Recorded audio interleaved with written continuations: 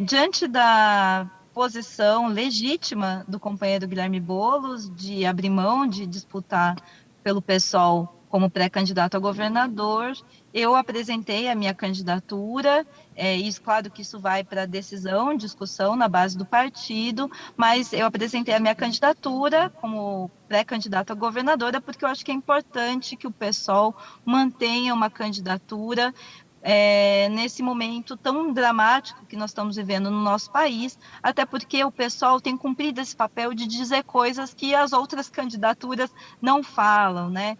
Eu vi aí as opiniões, acho que são opiniões legítimas, mas eu tendo a discordar. Em que sentido? No sentido de que, é claro que derrotar Bolsonaro e os bolsonaristas de São Paulo é uma prioridade, porque, enfim, né, a gente precisa desse processo, mas também não dá para a gente mudar a situação da vida do povo reabilitando figuras que estiveram ligados a esses 27 anos, né, figuras do tucanato ou dos aliados históricos do tucanato. Isso cria mais desilusões e, na minha opinião, a desilusão do povo é um terreno fértil para o fascismo e para a extrema-direita. Vereadora, boa noite, né? Sakamoto aqui. Obrigado por ter aceitado o nosso convite para conversar.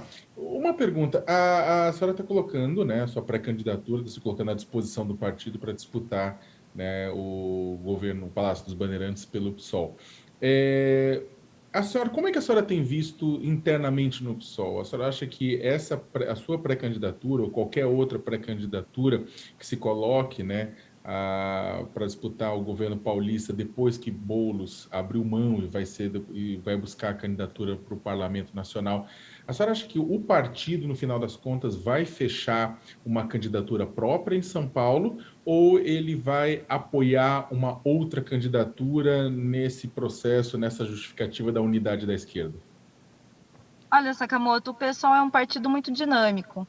Isso que nos diferencia de outros partidos, né? O PSOL é um partido construído pela sua base. Eu sou militante do PSOL desde 2005 e eu já vi muitas coisas óbvias, decisões óbvias serem mudadas no partido exatamente pela posição que a base cumpre dentro do PSOL. Eu acho que o debate interno no partido ele é muito saudável.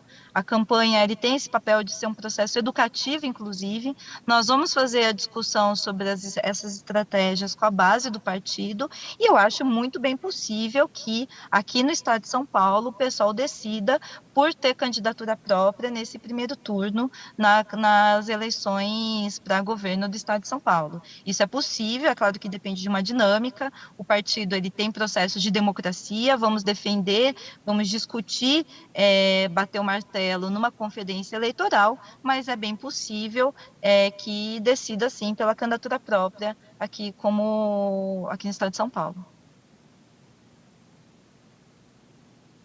Alô? Tem pergunta, Augusto? Tenho sim uma pergunta. Vereadora, ainda que se coloque o discurso plenamente compreensível e válido, principalmente neste momento, uma necessária união do campo progressista e as justificativas que o Guilherme Boulos deu para a candidatura dele passam por esse quadro nacional, é inegável que há uma escolha pragmática eleitoral de Guilherme Boulos e que todos os pontos são bastante palpáveis. O primeiro deles é a cláusula de barreira. Há uma questão eleitoral legal hoje em dia, que é a cláusula de barreira. E também o segundo ponto, mais pragmático ainda, é que Boulos certamente, eleito já, sequer precisa fazer campanha, caso se mantenha aí candidato a deputado federal, será um puxador de voto para outros candidatos e candidatos a deputado federal no PSOL. O quanto é esse pragmatismo no momento que o Brasil atravessa, a senhora acha importante ser levado em conta no ano eleitoral? Olha, e primeiro eu queria comentar um pouco sobre essa discussão do campo progressista, porque entendo que há necessidade de derrotar Bolsonaro e os bolsonaristas paulistas. Isso é uma prioridade e o pessoal não se furtaria de apoiar qualquer candidatura no segundo turno. Contudo, é importante dizer que essa costura que está sendo feita em torno da candidatura do Haddad, que Lula vem operando também em nível nacional, e esse é o debate que, né, essa costura que vem sendo feita, colocou, por exemplo, Alckmin né, como vice de Lula. Alckmin que apoiou o golpe contra a presidenta Dilma, Alckmin que foi o governador que fechou escolas e que o movimento estudantil se levantou em 2015 contra o fechamento das escolas nas ocupações, Alckmin que mandou fazer a reintegração de posse em Pinheirinho, que foi uma reintegração de posse extremamente violenta. E tem se discutido e dialogado, inclusive, Márcio França, como existe uma possibilidade de Márcio França vir a ser vice de Haddad. Márcio França, que foi, enfim, né, aliado histórico do tucanato aqui no estado de São Paulo, que fez privatizações, que sempre teve uma atuação de destruição da escola pública,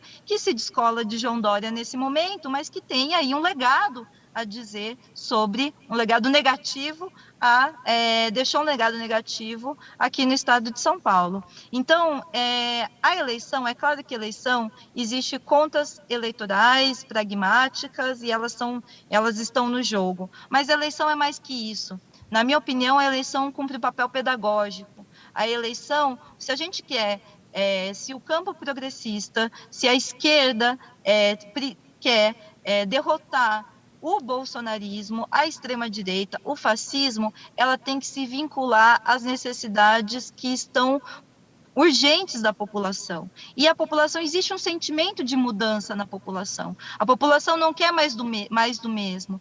E eu acho que esse é o papel do PSOL. Esse é o papel que o PSOL vem tendo desde a sua fundação, de discutir a reforma agrária, que é tão necessária para a gente conseguir alimentar o nosso povo, discutir a absoluta prioridade do investimento em escola pública, denunciar os processos de terceirização e desmonte do patrimônio público paulista.